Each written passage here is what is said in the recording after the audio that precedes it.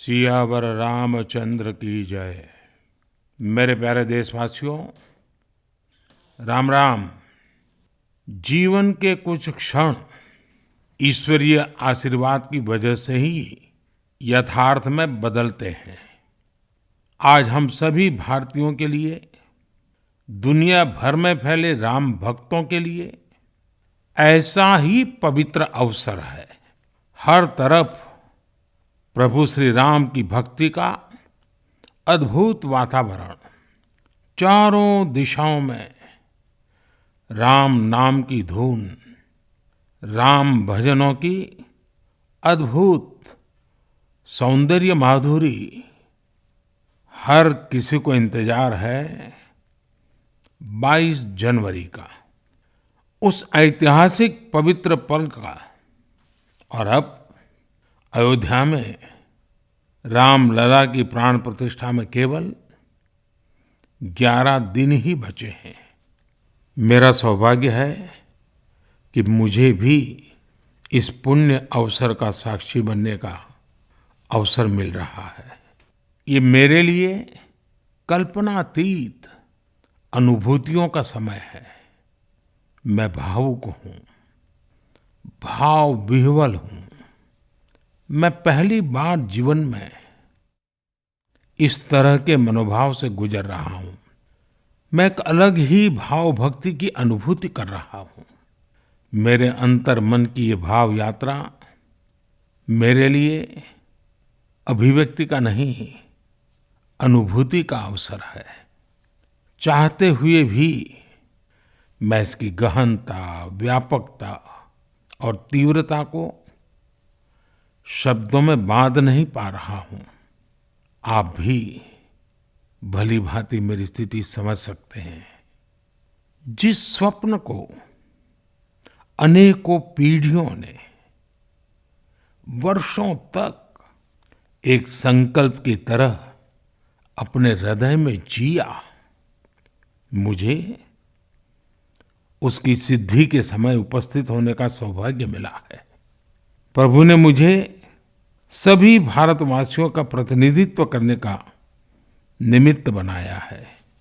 निमित्त मात्रम भव सव्यसाचिन। ये एक बहुत बड़ी जिम्मेदारी है। जैसा हमारे शास्त्रों में भी कहा गया है, हमें ईश्वर के यज्ञ के लिए, आराधना के लिए स्वयं में भी दैवीय चेतना जागृत करनी होती है। इसके लिए शास्त्रों में व्रत और कठोर नियम बताए गए हैं, जिन्हें प्राण प्रतिष्ठा से पहले पालन करना होता है। इसलिए आध्यात्मिक यात्रा की कुछ तपस्वी आत्माओं और महापुरुषों से मुझे जो मार्गदर्शन मिला, उन्होंने जो यम नियम सुझाए हैं, उसके अनुसार मैं आज से 11 दिन का विशेष अनुष्ठान आरंभ कर रहा हूँ। इस पवित्र अवसर पर मैं परमात्मा के श्री चरणों में प्रार्थना करता हूँ, ऋषियों, मुनियों, तपस्वियों का पुण्य स्मरण करता हूँ और जनता जनार्दन, जो ईश्वर का रूप है, उनसे प्रार्थना करता हूँ कि आप मुझे आशीर्वाद दें, ताकि मन से, वचन से, कर्म से मेरी तरफ से कोई कमी ना रहे। साथियों, मेरा ये सौभाग्य है कि 11 दिन के अपने अनुष्ठान का आरंभ मैं नासिक धाम पंचवटी से कर रहा हूँ। पंचवटी वो पावन धरा है जहाँ प्रभु श्री राम ने काफी समय बिताया था। और आज मेरे लिए एक सुखद संयोग ये भी है कि आज स्वामी विवेकानंद जी की जन्म जयंती है।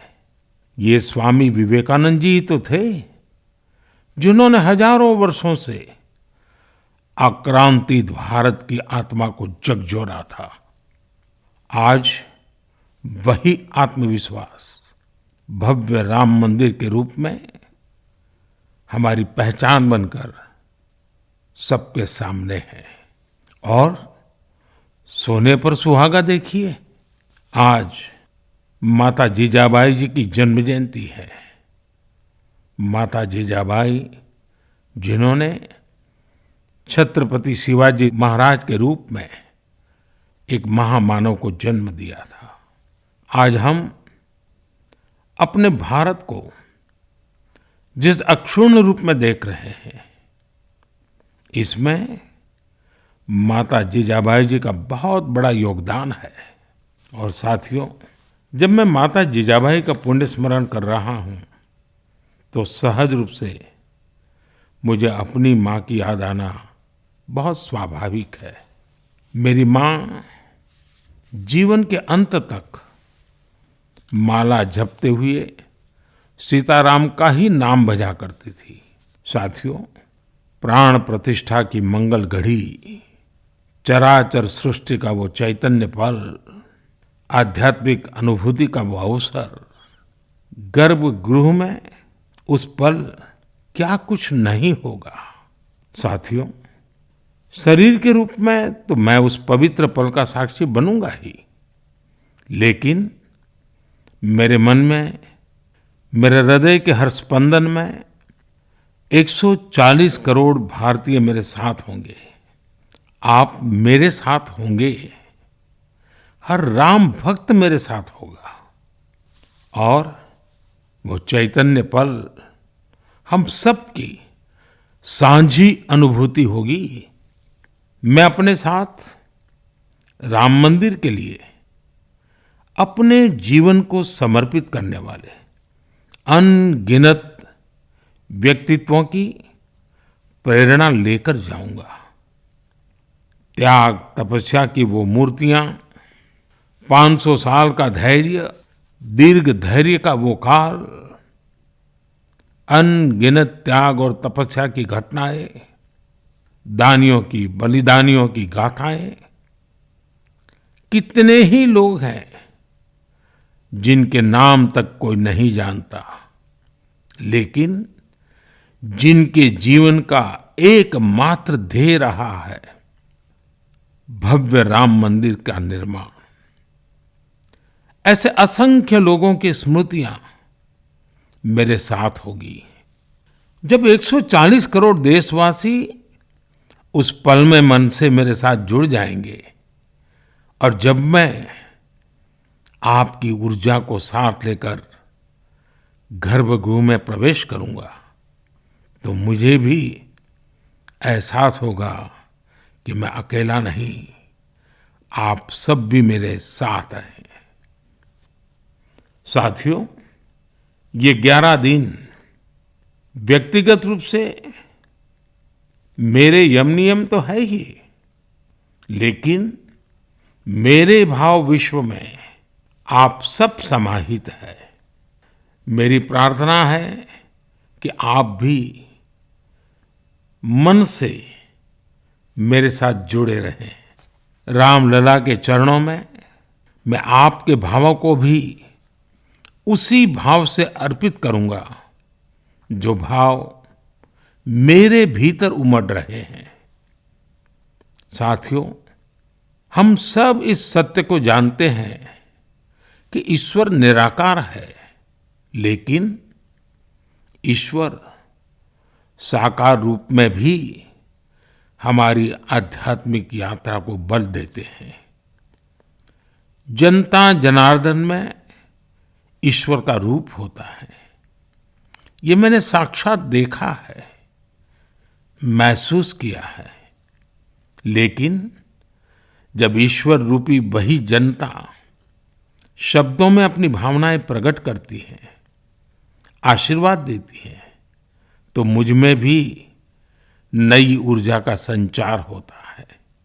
आज मुझे आपके आशीर्वाद की आवश्यकता है, इसलिए मेरी प्रार्थना है कि शब्दों में, लिखित में अपनी भावनाएं जरूर प्रकट करें मुझे आशीर्वाद जरूर दें।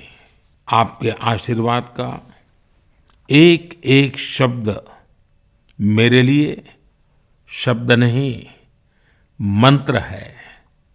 मंत्र की शक्ति के तौर पर वो अवश्य काम करेगा। आप अपने शब्दों को, अपने भावों को नमो ऐप के माध्यम से सीधे मुझ तक पहुंचा सकते हैं।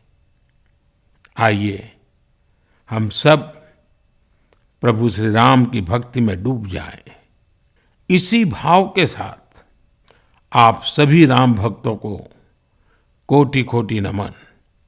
जय सिया राम, जय सिया राम, जय सिया राम।